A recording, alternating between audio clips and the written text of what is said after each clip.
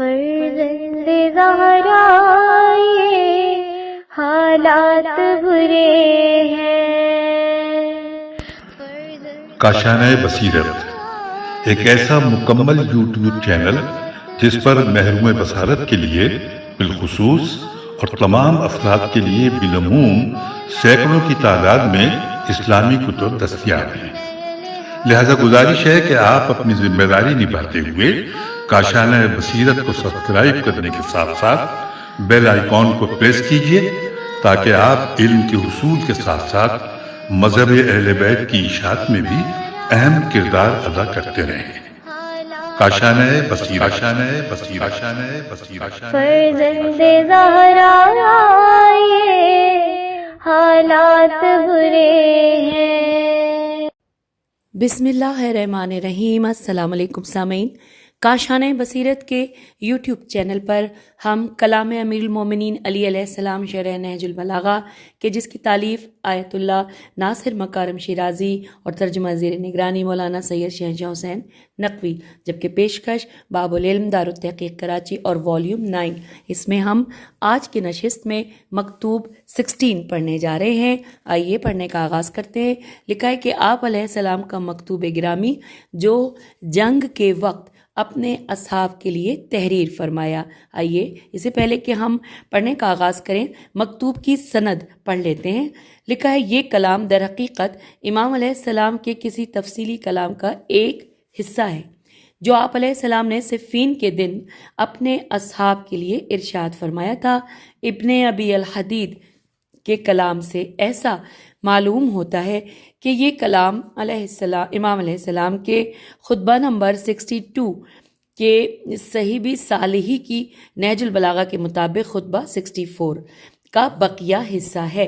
بہرحال جن لوگوں نے اس کلام کو سید رضی رحم اللہ سے پہلے نقل کیا ہے ان میں سے ایک مرحوم کلینی رحم اللہ ہیں، جنہوں نے کتاب اصول کافی میں اس کلام کے چند جملے نقل کیے ہیں، جبکہ نصر بن مزاحم نے ابھی اس کا ایک حصہ اپنی کتاب صفین میں نقل کیا ہے۔ تعجب کی بات یہ ہے کہ کتاب تمام نہج البلاغہ میں بھی اس کلام کا صرف ایک حصہ نقل ہوا ہے۔ حوالہ نوٹ کیجئے، مصادر نہج البلاغہ جلد نمبر 3 صفحہ نمبر 232۔ اور اب آئیے کہ تفصیلات اس مکتوب کے بارے میں جو ہیں لکھی ہیں کہ یہ مکتوب یا زیادہ واضح الفاظ میں یہ کلام امام علیہ السلام کے ان ارشادات میں سے ہے کہ جو آپ علیہ السلام میدان جنگ میں دشمن سے جنگ لڑنے کے فنون اور رموز کے عنوان سے اپنے اصحاب کے لیے بیان فرماتے تھے۔ گزشتہ نصیحتوں اور ہدایات میں میدان جنگ کی طرف روانگی کے آداب اور دشمن کے مقابلے میں مورچہ سنبھالنے کی کیفیت بیان فرمائی تھی۔ اس کلام میں امام علیہ السلام اپنے اصحاب کو فنون جنگ کی تعلیم دیتے ہیں، جبکہ اس کلام کے آخری حصے میں اس سوال کا جواب دیتے ہیں کہ جو آپ علیہ السلام کے بعض اصحاب نے صریحاً پوچھا تھا یا ان کے ذہنوں میں ابھر رہا تھا، اور وہ سوال یہ ہے کہ اگر ہم حاکم شام اور اس کے ساتھیوں سے جنگ لڑیں تو کیا مسلمانوں کے ساتھ جنگ شمار نہیں ہوگا؟ تو امام علیہ السلام اس کا جواب یوں فرماتے ہیں کہ اگر بنی امیہ اور ان کے سر فہرست ابو سفیان نے اسلام قبول کیا تو در حقیقت یہ صرف نمائشی اسلام تھا۔ یہی وجہ ہے کہ جب اظہار کفر کے لیے کچھ لوگ اور ساتھی مل گئے تو دوبارہ اپنے کفر کو ظاہر کر بیٹھے۔ آئیے مولا کے کلام کا عربی میں جو یہاں پہ متن ہے اس کا آغاز اور اس کے اختتامی ایک دو جملے آپ کی سماعتوں کی نظر۔ آغاز ہو رہا ہے لا تشتدن علیکم فرتن، اور اس مکتوب کا اختتام ہے آوانن علیہ ازہرہ۔ ترجمہ، وہ پس پائی کہ جس کے بعد پلٹنا ہو، اور وہ اپنی جگہ سے ہٹنا کہ جس کے بعد حملہ مقصود ہو تمہیں گرانہ گزرے۔ تلواروں کا حق ادا کرو اور پہلوؤں کے بل گرنے والے دشمنوں کے لیے میدان تیار رکھو۔ سخت نیزہ لگانے اور تلواروں کا بھرپور ہاتھ چلانے کے لیے اپنے آپ کو آمادہ کرو۔ آوازوں کو دبا لو کہ اس سے بوداپن قریب نہیں پھٹکتا۔ اس ذات کی قسم کہ جس نے دانے کو چیرا اور جاندار چیزوں کو پیدا کیا، وہ لوگ اسلام نہیں لائے تھے بلکہ اطاعت کر لی تھی اور دلوں میں کفر چھپائے رکھا تھا۔ اب جب کہ یار و مددگار مل گئے تو اسے ظاہر کر دیا۔ Inverted comma close. شرح و تفسیر پڑھنے کے لیے آغاز کرتے ہیں۔ ہیڈنگ ہے لشکر کے عزم و ارادے کی تقویت۔ تفصیلات یوں ہیں کہ پہلی اور دوسری ہدایت میں امام علیہ السلام یوں فرماتے ہیں کہ وہ پسپائی کہ جس کے بعد پلٹنا ہو، اور وہ اپنی جگہ سے ہٹنا کہ جس کے بعد حملہ مقصود ہو تمہیں گرانا گزرے۔ Inverted comma close. پہلے جملے کا مقصد یہ ہے کہ گاہے حالات مجبور کرتے ہیں کہ جنگجو وقتی طور پر فرار کر جائیں تاکہ دشمن ان کے پیچھے پڑ جائیں، پھر اچانک پلٹ کر شدید حملہ کر کے انہیں پسپا کر دیں۔ اس قسم کی پسپائی در حقیقت جنگی حکمت عملیوں میں شمار ہوتی ہے جو معمولاً جنگوں میں اپنائی جاتی ہیں، اور بعض اوقات اس حکمت عملی کی مخالفت لشکر کے لیے بہت بھاری پڑ جاتی ہے۔ لہٰذا امام علیہ السلام فرماتے ہیں کہ اس قسم کی پسپائی سے پریشان نہ ہو۔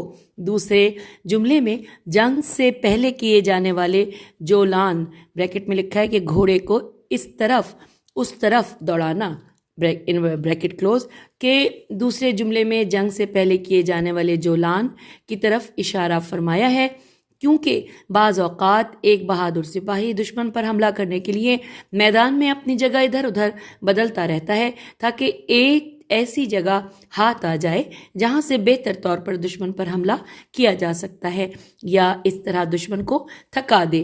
پس نہ اس فرار کی کوئی ممانعت ہے جس کے بعد دوبارہ حملہ کرنا ہوتا ہے، اور نہ اس جولان پر کوئی اعتراض ہے کہ جس کے بعد حملہ شروع ہوتا ہے۔ دوسرے الفاظ میں بعض مغرور لوگ یہ تصور کرتے ہیں کہ فرار جس صورت میں بھی ہو ننگ و آر کا باعث ہے۔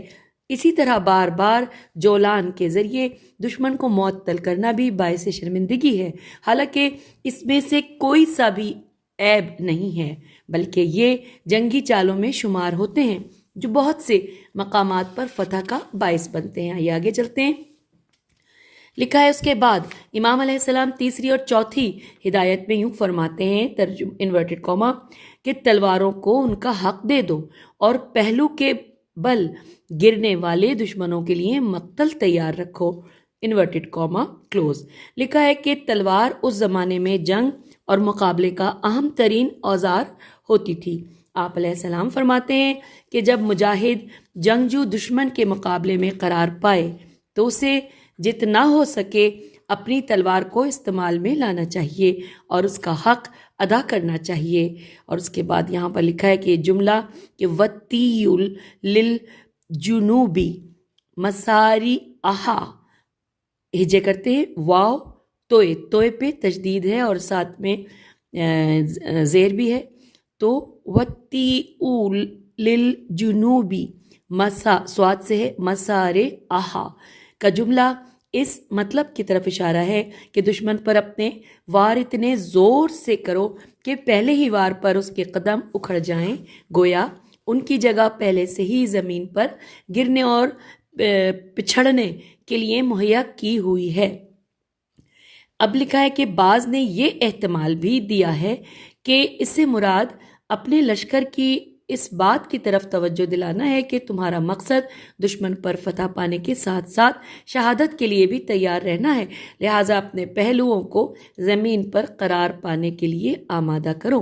لیکن ما قبل اور بعد کے جملوں کے پیش نظر یہ معنی بعید معلوم ہوتے ہیں، کیونکہ دونوں دعوتیں دشمن پر وار کرنے سے متعلق ہیں۔ پھر امام علیہ السلام پانچویں اور چھٹی ہدایت میں یوں فرماتے ہیں کہ انورٹڈ کاما، اپنے نفس کو شدید نیزہ بازی اور سخت ترین شمشیر زنی کے لیے آمادہ رکھو۔ Inverted comma close. در حقیقت امام علیہ السلام جنگجوؤں کو اس زمانے کے تمام جنگی وسائل کو استعمال کرنے کی ترغیب دے رہے ہیں، اور استعمال بھی اس قدر شدت سے کہ دشمن کے بدن میں گھس جائیں اور اسے زمین پر پچھاڑ دیں۔ پھر تلوار سے اس طرح اس کے جسم پر وار کریں کہ اس کے قدم اکھڑ جائیں، اور انہیں خود کو اس کام پر ابھارنا چاہیے اور اللہ کی مدد سے اپنے اندر جوش و جذبہ پیدا کرنا چاہیے، کیونکہ فتح اسی گروہ کو ملتی ہے جو زیادہ شدت سے لڑتے اور اپنے اسلحوں سے دشمن کے جسم پر گہرے وار کرتے ہیں۔ پھر امام علیہ السلام 7ویں اور آخری ہدایت میں ارشاد فرماتے ہیں، ترجمہ انورٹڈ کاما، اور آوازوں کو مردہ بنا دو کہ اس سے کمزوری دور ہو جاتی ہے، انورٹڈ کاما کلوز۔ جو لوگ میدان جنگ میں چلاتے پکارتے ہیں تو ممکن ہے کہ ان کا یہ عمل دشمن کی نظر میں ان کے خوف و ترس کی نشانی، تیرے سین کی نشانی قرار پائے کہ جس کے نتیجے میں ان کے حوصلے بلند ہو جائیں۔ دوسری طرف جس قدر ان کی جسمی اور ذہنی طاقت چلانے پکارنے میں خرچ ہوگی، اتنی ہی دشمن سے مقابلے کی طاقت میں کمی واقع ہوگی۔ اسی لیے امام علیہ السلام ہدایت فرماتے ہیں کہ اپنی طاقت کو چلانے پکارنے میں خرچ نہ کرو، بلکہ اپنی پوری توجہ کو دشمن سے مقابلے پر مرکوز رکھو۔ البتہ یہ کام فتح کے موقع پر بلند کی جانے والی تکبیروں کے ساتھ کوئی تضاد نہیں رکھتا، اگرچہ وہ تکبیریں اپنی حدود میں ہونی چاہیے اور ان میں زیادہ روی رے واو چھوٹی ہے، اس سے متعلق حکم کی خلاف ورزی ہوگی۔ پھر لکھا ہے نیکسٹ پیراگراف میں کہ اسی لیے جنگ بدر کی داستان میں ہم پڑھتے ہیں کہ جب مشرکوں کی نظر پیغمبر اسلام صلی اللہ علیہ وسلم کے لشکر پر پڑی، جن کی تعداد ان کے مقابلے میں کافی کم تھی، تو انہوں نے سوچا کہ مسلمانوں کا ایک گروہ ابھی پہاڑی کی اوٹ میں گھات لگائے ہوئے ہوگا تاکہ مناسب موقع ملنے پر نکل کر حملہ کریں۔ لہٰذا عمر بن وہب کو اس سلسلے میں کھوج لگانے کے لیے کچھ لوگوں کے ساتھ میدان کے اطراف میں روانہ کیا گیا۔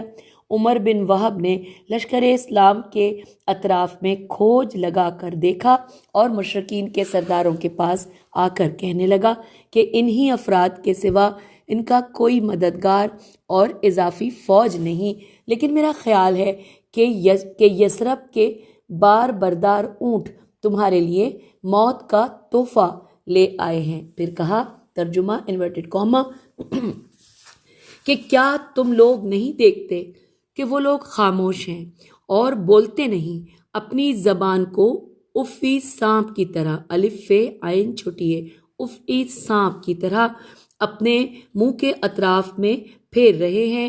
ان کی پناہ گاہ صرف ان کی تلواریں ہیں۔ یہ لوگ مارے جائیں گے مگر ہرگز فرار نہیں کریں گے، اور اس وقت تک مارے نہیں جائیں گے کہ جب تک اپنی تعداد کے برابر دوسروں کو قتل نہ کریں۔ بس تم اپنا فیصلہ کر لو، انورٹڈ کاما کلوز۔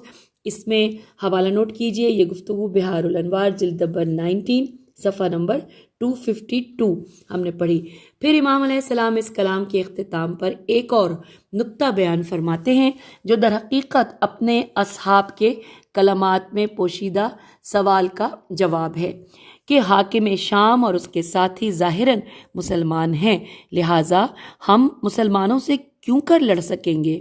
اس کے جواب میں امام علیہ السلام فرماتے ہیں، انورٹڈ کاما، کہ قسم ہے اس ذات کی کہ جس نے دانے کو شگافتہ کیا ہے اور جاندار چیزوں کو پیدا کیا ہے، کہ یہ لوگ اسلام نہیں لائے ہیں بلکہ حالات کے سامنے محض ظاہراً مائل ہو گئے ہیں اور اپنے کفر کو چھپائے ہوئے ہیں، اور جیسے ہی مددگار مل گئے ویسے ہی اظہار کر دیا، انورٹڈ کاما کلوز۔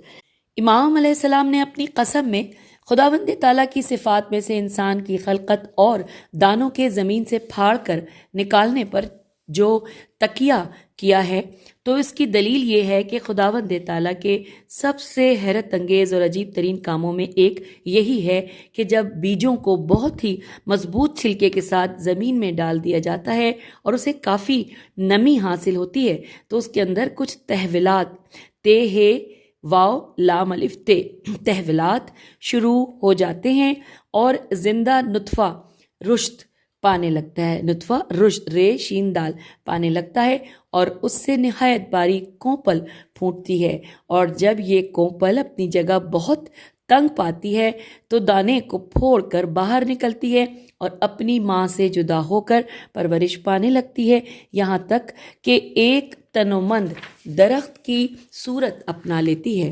اسی طرح جب انسان کا نطفہ ماں کے رحم میں قرار پاتا ہے تو دن بدن خلقت کے نئے مراحل طے کرتے ہوئے نئی شکل اختیار کرتا ہے اور نہایت ہی پیچیدہ اور دقیق و ظریف مگر سریح تحولات کا سلسلہ طے کرتا ہوا ایک کامل انسان کا روپ اختیار کر لیتا ہے۔ سری کی ہجے ہے سین رے یہ عین اور تے ہے واو لام الف تے۔ سری تحولات کا سلسلہ طے کرتا ہوا ایک کامل انسان کا روپ اختیار کر لیتا ہے، پھر جب وہ رحم مادر کو اپنے رشد کے لیے تنگ پاتا ہے تو نکلنا چاہتا ہے اور ماں کے جوش اور شدید تب و تاب کے ساتھ دنیا میں قدم رکھتا ہے۔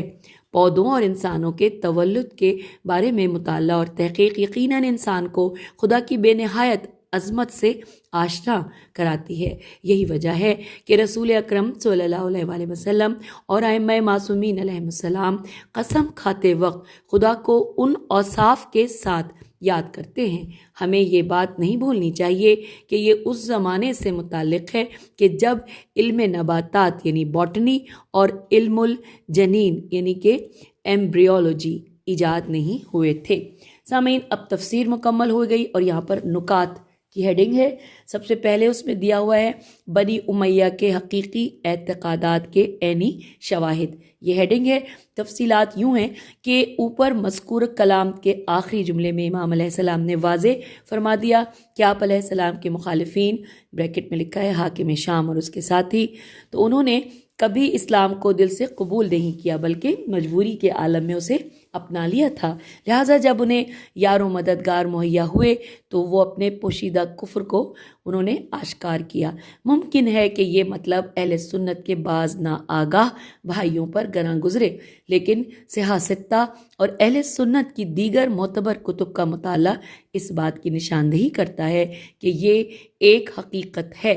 ہم حاکم شام کے عقائد و اعمال سے متعلق ان کے منابع میم نون الف بے عین میں نقل شدہ بعض روایات بغیر کسی اضافے کے یہاں پیش کر دیتے ہیں اور فیصلہ قارئین کے ذمے چھوڑتے ہیں۔ نمبر 1، صحیح مسلم میں ذکر ہوا ہے کہ عبد الرحمن بن عبدرب رب الکعبہ کہتے ہیں کہ میں مسجد الحرام میں داخل ہوا، دیکھا کہ عبداللہ بن عمرو عاص کعبے کے سائے میں بیٹھا ہوا ہے اور لوگ اس کے گرد جمع ہیں۔ میں نے اس سے کہا کہ تمہارے چچا زاد بھائی حاکم شام کا حکم ہے کہ ہم اپنے اموال حرام طریقے سے کھائیں اور مسلمانوں کو قتل کر دیں، جبکہ خدا فرماتا ہے، اب یہاں پر ترجمہ ہم پڑھ رہے ہیں سورہ نساء کی آیت نمبر 29 کہ اے ایمان والوں، آپس میں ایک دوسرے کا مال ناحق نہ کھا جایا کرو، لیکن ہاں تم لوگوں کی باہمی رضامندی سے تجارت ہو اور اس میں ایک دوسرے کا مال ہو تو مذائقہ نہیں اور اپنا گلا گھونٹ کر اپنی جان نہ دو، انورٹڈ کاما کلوز۔ یہ ہم نے سورہ نساء کی آیت 29 یہاں پہ لکھی ہے، اس کا ترجمہ پڑھا، لکھا ہے کہ اس کے بعد اس پر عبداللہ خاموش ہوا، پھر کہنے لگا کہ اطاعت خدا کے سلسلے میں اس کا حکم مانو اور معاصیت خدا میں اس کی مخالفت کرو، اور یہ حوالہ ہے صحیح مسلم جلد نمبر 6 صفحہ نمبر 18۔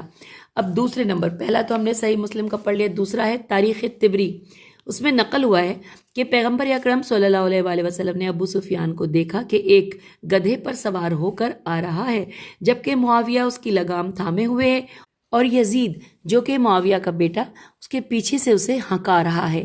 ایک روایت کے مطابق معاویہ کا بھائی عتبہ عین سے ہے، عین تے بے ہے، اس کی لگام تھامے ہوئے تھا اور معاویہ پیچھے سے اسے ہنکا رہا تھا۔ رسول خدا صلی اللہ علیہ وآلہ وسلم نے انہیں دیکھ کر فرمایا کہ اللہ لعنت کرے سوار، لگام پکڑنے والے اور ہنکانے والے پر، انورٹڈ کاما کلوز ہو گیا۔ یہاں پر حوالہ نوٹ کیجئے، تاریخ طبری جلد نمبر 8 صفحہ نمبر 185، مطبوعہ مؤسسہ عالمی بیروت۔ پھر لکھا ہے نمبر 3، تیسرا ہے کہ نیز تاریخ طبری میں آیا ہے کہ ایک دن رسول خدا صلی اللہ علیہ وآلہ وسلم نے اپنے اطراف میں کسی جگہ کی طرف اشارہ کرتے ہوئے فرمایا کہ اس طرف سے میری امت میں سے ایک شخص آئے گا جو میرے دین پر محشور نہ ہوگا۔ اتنے میں اچانک معاویہ نمودار ہوا۔ یہاں پر حوالہ نوٹ کیجئے، تاریخ طبری جلد نمبر 8 صفحہ نمبر 186، مطبوعہ مؤسسہ علمی بیروت۔ چوتھے نمبر پہ ہے ابن ابی الحدید نے اپنی شرح نہج البلاغہ میں کتاب اخبار الملک سے یوں نقل کیا ہے کہ ایک دن معاویہ نے سنا کہ مؤذن اذان میں کہہ رہا ہے کہ اشہد ان لا الہ الا اللہ، تو معاویہ نے بھی یہ جملہ دہرایا، لیکن جب مؤذن نے اشہد ان محمد الرسول اللہ کہا تو معاویہ نے کہا تعجب کی بات ہے، اے فرزند عبداللہ یعنی کہ پیغمبر خدا صلی اللہ علیہ وآلہ وسلم، تو بہت ہمت والا تھا کہ صرف اسی بات پر راضی ہوا کہ تیرا اسم خدا کے اسم کے ساتھ ٹھہرے، اور اس یعنی کہ معاویہ نے شہادت نبوت کو نہ دہرایا۔ حوالہ ہے شرح نہج البلاغہ ابن ابی الحدید جلد نمبر 10 صفحہ نمبر 101۔ اب پانچویں نمبر پہ لکھا ہے، احمد بن حنبل نے اپنی کتاب مسند میں عبداللہ بن بریدہ سے نقل کیا ہے، وہ کہتا ہے کہ میں اور میرے والد معاویہ کے پاس پہنچے، اس نے ہمیں اپنے پاس بچھے ہوئے ایک فرش پر بٹھایا، پھر کھانا کھلایا، اور جب ہم کھانا کھا چکے تو شراب پیش کی گئی۔ معاویہ نے اس میں سے پینے کے بعد میرے والد کے لیے پیش کی تو انہوں نے کہا کہ جس دن سے رسول خدا صلی اللہ علیہ وآلہ وسلم نے اسے حرام قرار دیا ہے میں نے کبھی اسے منہ نہیں لگایا ہے۔ یہاں پر حوالہ ہے مسند احمد جلد نمبر 5 صفحہ نمبر 347۔ چھٹا پوائنٹ ہے کہ ابن ابی الحدید اپنی شرح نہج البلاغہ میں لکھتے ہیں کہ انورٹڈ کاما کے ہمارے اصحاب، ابن ابی الحدید کا مقصود اہل سنت کا معتزلہ گروہ ہے۔ تو ہمارے اصحاب نے معاویہ کو صرف فاسق نہیں جانا بلکہ اس کے اعتقادات کو بھی مخدوش جانا ہے، اور کہا ہے کہ وہ ملحد تھا، رسول اکرم صلی اللہ علیہ وآلہ وسلم کی نبوت پر اعتقاد نہیں رکھتا تھا۔ چنانچہ اس کے منہ سے اچانک نکلنے والے الفاظ جو نقل ہوئے ہیں اسی مطلب پر دلالت کرتے ہیں، انورٹڈ کاما کلوز۔ حوالہ نوٹ کیجئے شرح نہج البلاغہ ابن ابی الحدید جلد نمبر 5 صفحہ نمبر 129۔ آگے چلتے ہیں، نمبر 7 پہ لکھا ہے کہ معاویہ کے ایمان و عمل سے متعلق مشکلات اس قدر تھیں کہ حسن بصری کتاب عقد الفرید میں ابن عبد ربا سے نقل کرتے ہیں کہ خدا کی قسم اگر عمرو بن عاص نے معاویہ کی بیعت نہ کی ہوتی تو اس کی حکومت باقی نہ رہتی۔ معاویہ نے عمرو سے کہا کہ میری بیعت کرو۔ عمرو نے کہا کہ کس لیے؟ تو کہا کہ آخرت کے لیے۔ عمرو نے کہا خدا کی قسم آخرت ہمارے ساتھ نہیں ہے۔ کہا یا دنیا کے لیے؟ تو عمرو نے کہا خدا کی قسم دنیا بھی تمہارے ساتھ نہیں، جب تک کہ میں دنیا میں تمہارا شریک نہ بنوں۔ تو معاویہ نے کہا کہ تم دنیا میں میرے شریک بنو۔ عمرو نے کہا کہ تو لکھ دو کہ مصر اور اس کے نواح کی حکومت میرے لیے ہوگی۔ سامعین، یہ جو ہم نے پہلے پڑھا تھا نا کہ معاویہ نے عمرو سے کہا کہ میری بیعت کرو، تو ہم یہاں سے دوبارہ پڑھتے ہیں، مجھے لگتا ہے شاید میں نے کچھ غلط پڑھ دیا۔ تو عمرو نے کہا کہ کس لیے؟ تو آخرت کے لیے نے کہا۔ تو عمرو نے کہا کہ خدا کی قسم آخرت تمہارے ساتھ نہیں ہے، یہاں میں نے پڑھ دیا تھا ہمارے ساتھ نہیں ہے۔ چلیں پھر وہاں سے واپس چلتے ہیں۔ لکھا ہے عمرو نے کہا کہ تو لکھ دو کہ مصر اور اس کے نواح کی حکومت میرے لیے ہوگی۔ معاویہ نے لکھ دیا۔ پھر ابن عبد ربا مزید لکھتے ہیں کہ عتبہ بن ابو سفیان معاویہ کے پاس پہنچا اور عمرو بن عاص سے مصر کے بارے میں گفتگو کر رہا تھا۔ عمرو نے اس سے کہا کہ میں اپنا دین حکومت مصر کے عوض تمہیں بیچتا ہوں۔ عتبہ نے کہا اس شخص نے اپنے دین کو سودے کی قیمت قرار دیا۔ یہاں پر حوالہ نوٹ کیجئے، عقد الفرید جلد نمبر 5 صفحہ نمبر 87۔ اب آگے آپ پوائنٹ نمبر 8، ابن اسیر بھی کامل التواریخ میں حسن بصری سے نقل کرتے ہیں کہ اس نے کہا کہ معاویہ میں 4 ایسی چیزیں تھیں کہ اگر ان میں سے ایک بھی ہوتی تو اس کی اخروی ایسی چیزیں تھیں کہ اگر ان میں سے ایک بھی یہاں پہ ہوتی لکھا ہے تو اس کی اخروی ہلاکت کے لیے کافی ہوتی۔ ٹھیک ہے، یعنی کہ پھر دوبارہ میں سمجھنے کی کوشش کر رہی ہوں کہ ابن اسیر میں بھی کامل التواریخ میں حسن بصری سے نقل کرتے ہیں کہ اس نے کہا کہ معاویہ میں 4 ایسی چیزیں تھیں کہ اگر ان میں سے صرف ایک بھی ہوتی تو اس کی اخروی ہلاکت کے لیے کافی ہوتی۔ پہلی یہ کہ اس نے تلوار کے زور سے حکومت حاصل نہ کی، جبکہ اس سے بہتر اصحاب اور صاحبان فضیلت موجود تھے۔ دوسری یہ کہ اس نے اپنے بیٹے کو جو شراب پیتا اور تنبورہ بجاتا تھا اپنے بعد خلیفہ قرار دیا۔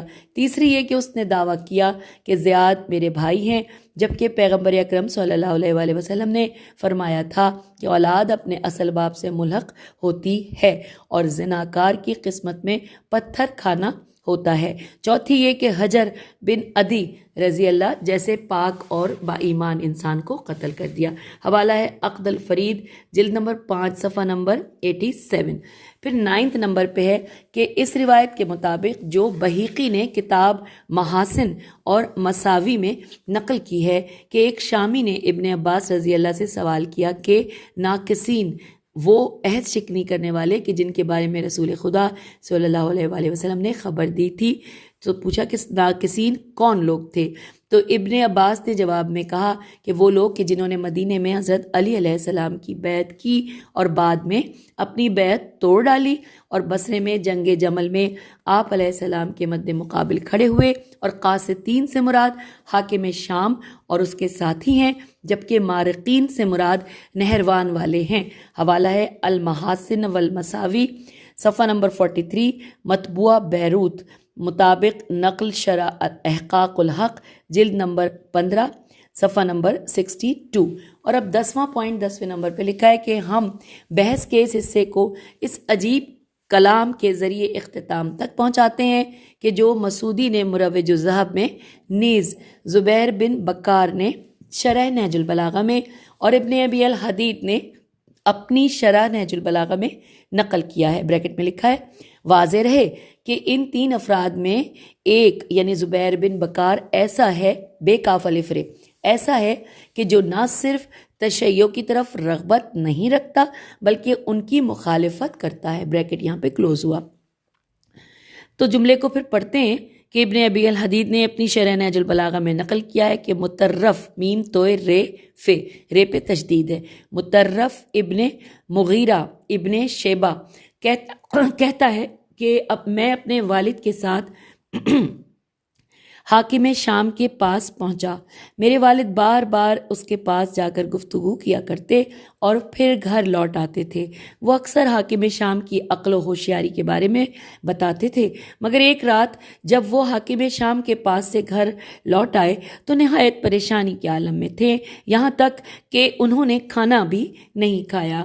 میں کچھ دیر ٹھہرا اور جان گیا کہ ان کے ساتھ کیا واقعہ پیش آیا ہے۔ میں نے کہا آج آپ کیوں پریشان ہیں؟ کہا بیٹا میں کافر ترین اور خبیث ترین شخص کے پاس سے آ رہا ہوں۔ میں نے کہا وہ کون؟ کہا میں اس حاکم شام کے ساتھ تنہائی میں بات چیت کر رہا تھا۔ میں نے اس سے کہا کہ اے امیر المومنین آپ کی عمر کافی ہو چکی ہے، بہتر ہے کہ اب عدل و انصاف کی راہ پکڑیں اور نیک کام انجام دیں۔ اگر بنی ہاشم میں سے اپنے بھائیوں پر توجہ کریں اور صلہ رحمی بجا لائیں تو بہت مناسب ہوگا، کیونکہ آج ان کی طرف سے آپ کے لیے کسی بھی قسم کا خطرہ نہیں ہے۔ یہ کام اس بات کا باعث ہوگا کہ نیکی نامی اور اجر و ثواب آپ کے لیے باقی رہے۔ اگلے پیراگراف میں ہے حاکم شام نے کہا افسوس افسوس، کون سی نیک نامی؟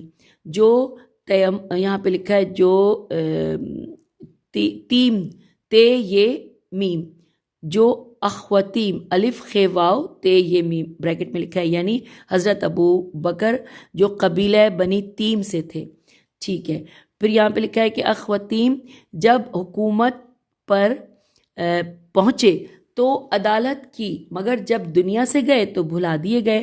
اس کے بارے میں صرف یہی کہا جاتا ہے کہ ابو بکر نے ایسا ویسا کیا۔ اور اس کے بعد اخو عدی الف خ واو عین دال چھوٹی ہے، اخو عدی حضرت عمر جو قبیلہ عدی سے تھے خلافت پر پہنچے اور 10 سال تک کوشش اور جد و جہد کرتے رہے، مگر جب دنیا سے گئے تو ان کا نام بھی ذہنوں سے مٹ گیا، سوائے اس کے کہ بعض لوگ کہتے ہیں کہ عمر نے ایسا ویسا کیا۔ لیکن ابن ابی قبصہ کاف بے سے ہے، قبصہ وہ لقب جو مشرکین نے رسول اکرم صلی اللہ علیہ وآلہ وسلم کو دیا تھا. ہر روز 5 وقت مینارے سے صدا بلند کرتے تھے، اشہد ان محمد رسول اللہ. تو اس حالت میں میری کون سی نیک نامی اور کون سا عمل باقی رہے گا؟ تو اس کے آگے لکھا ہے کہ اے بے وقوف، خدا کی قسم کچھ ایسا کام کر لینا چاہیے کہ یہ نام ہمیشہ کے لیے دفن ہو جائے. کچھ ایسا کام کر لینا چاہیے کہ بنی ہاشم ہمیشہ کے لیے ذہنوں سے مٹ جائیں. یہاں پر حوالہ نوٹ کیجئے، الموفقات صفحہ نمبر 576، طبع وزارت اوقاف بغداد سن 1392، مروج الذہب جلد 2 صفحہ نمبر 429، طبع بیروت سن 1982. اس کے بعد نیکسٹ شرح نہج البلاغہ ابن ابی الحدید جلد نمبر 5 صفحہ نمبر 129. یہ تھے حوالہ جات. پھر لکھا ہے کہ ہم ایک دفعہ پھر تکرار کرتے ہیں کہ مذکورہ بالا 10 نکات میں سے ایک بھی ہماری طرف سے نہیں ہے. ہم نے من و ان اہل سنت دانشوروں کی حاکم شام سے متعلق عبارات نقل کی ہیں بغیر اس کے کہ ان پر کچھ کا اضافہ کیا ہو.